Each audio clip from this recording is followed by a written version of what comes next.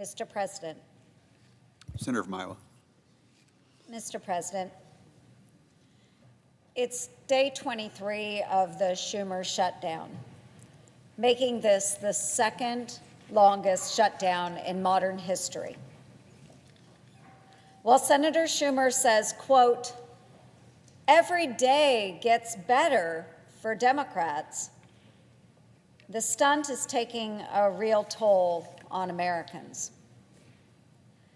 Closing the government may be a game for Washington politicians, but it's not fun for the folks in Iowa who work hard and expect Congress to do the same. A social service provider in Sioux City is facing challenges providing shelter for the homeless because the Social Security Administration is closed.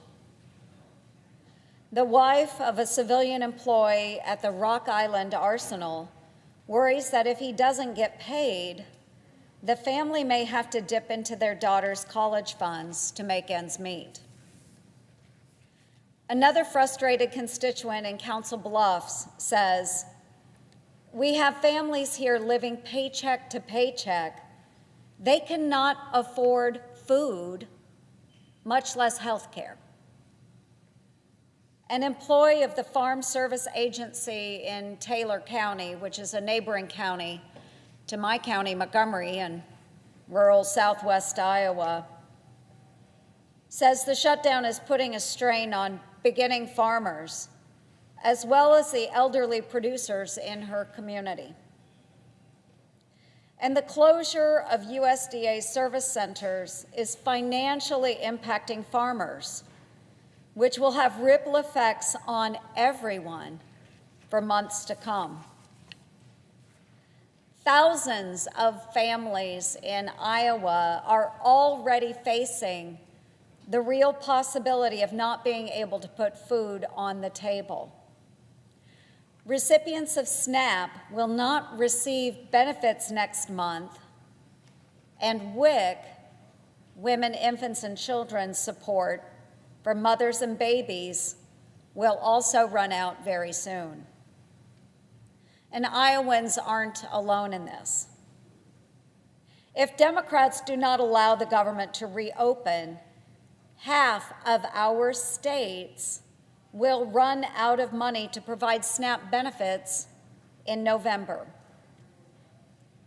That means millions of children across the country will have food taken away from them by the Schumer shutdown.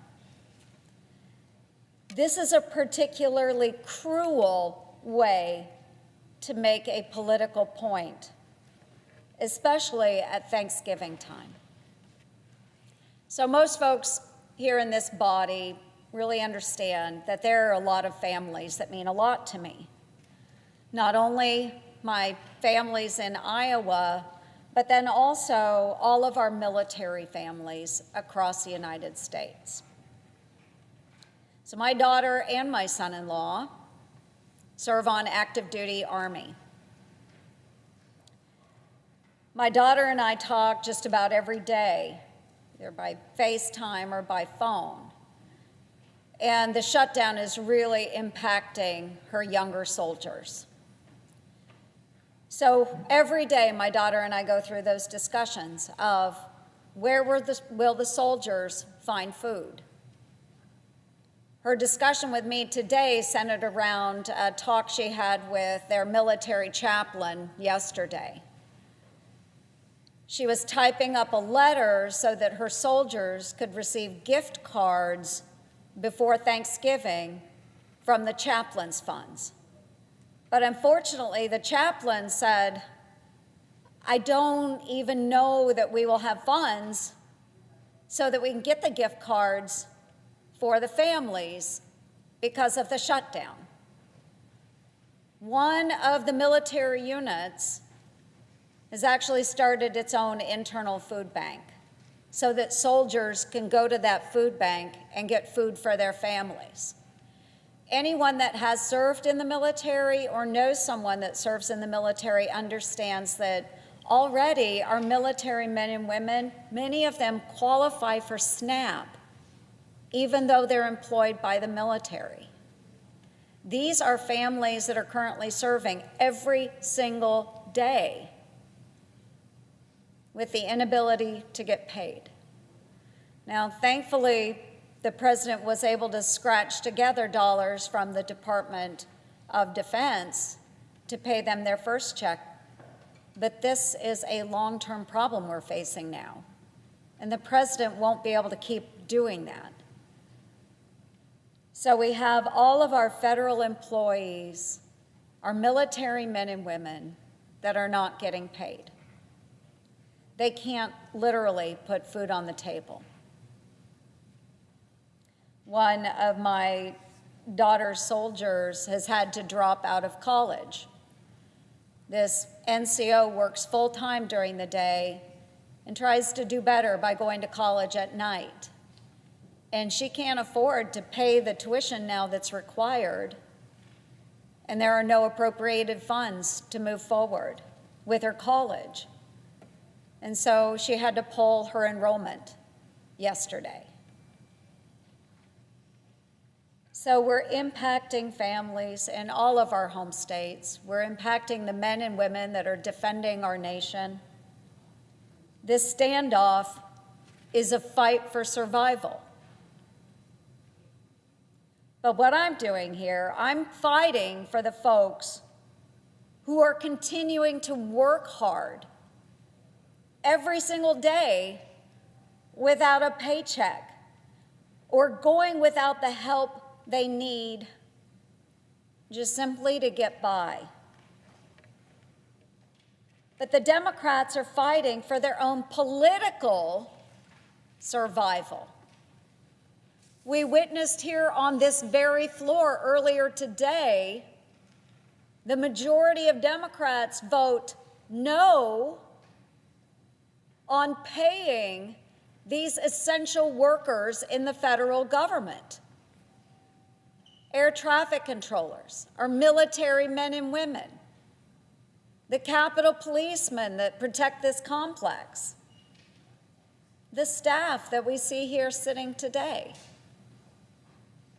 They voted no. One Democrat senator candidly confided to the Hill newspaper that if Democrats vote to reopen the government, quote, people are going to get hammered by their liberal base. Another admits there are enough Democrats who would vote to reopen the government, quote, if people were not terrified of getting the guillotine. Apparently, the socialist uprising within the Democrat Party is turning into a modern-day French Revolution, folks, and playing the role of Marie Antoinette, proclaiming, "Let them eat cake," is Senator Schumer. The truth is, Democrats are literally, I mean literally, taking food out of the mouths of babes to save themselves from their own unhinged voters. Instead of bending to the loudmouth liberal lunatics and socialist sociopaths who make up their base, Democrats should listen to their colleague, Senator Fetterman of Pennsylvania. Senator Fetterman called the shutdown, quote, bad political theater, adding, quote, there are no winners here. It's not getting better every day here. People are going to start to get really hungry, end quote. He's absolutely right, folks. And the Democrats know it's causing pain. In fact, that's the whole point of this exercise. Congresswoman Catherine Clark, the second in line in the House Democratic leadership, said the quiet part out loud, stating, quote, families are going to suffer because of the shutdown.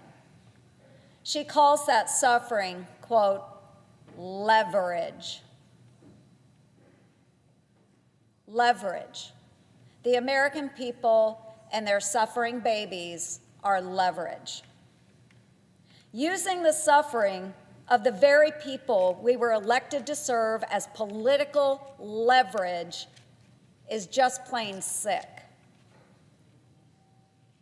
Mr. President, perhaps Republicans need to start using our own leverage, the Senate schedule. If Chuck Schumer cancels Thanksgiving for millions of families across America who can't feed their children, the holiday should be canceled for the Senate as well. We should all be prepared to stay here until we reopen the government, so no child will go to bed hungry because of Schumer's shutdown shenanigans. This is a serious job, folks. We need to take it seriously, we need to act seriously, and we need to ensure the shutdown ends. With that, Mr. President, I yield the floor.